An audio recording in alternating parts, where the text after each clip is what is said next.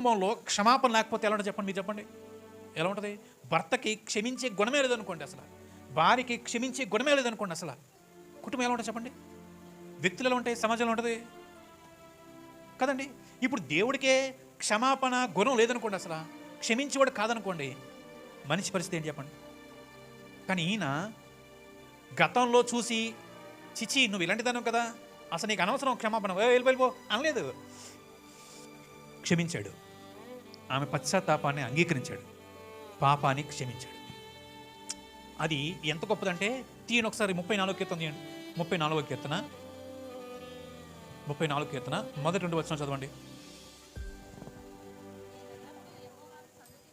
మ్ 32 అమ్మ, క్షమించను 32.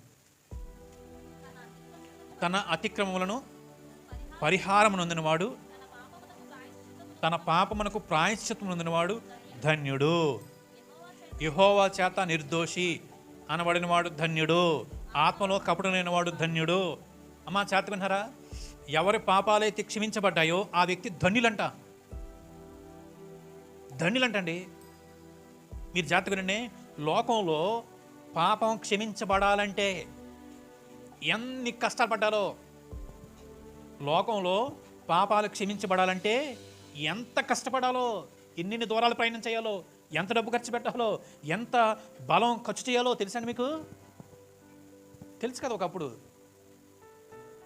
కానీ వాటి వల్ల క్షమాపణ లేదని తెలిస్తే, కానీ మనకండి ఒకే ఒక్క ప్రార్థన, ప్రభువా నా పాపాలు క్షమించయ్యా అంటే ఆ ఒక్క ప్రార్థన విని నీ ఆత్మకు, నీ మనస్సాక్షికి, నీ మనస్సుకు, నీ జీవితానికి పట్టిన మలినమంతా కడిగేయడమా?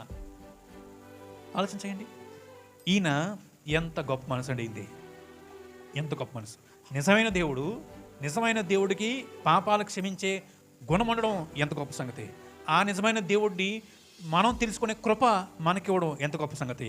మనం ప్రభువా క్షమించమని ఒక్క మాట అడిగితే మన పాపాలు క్షమించడం ఎంత గొప్ప సంగతి, ఎంత గొప్ప సంగతి. పాపాలు క్షమించడమే కాదండి, కిందకి రండి.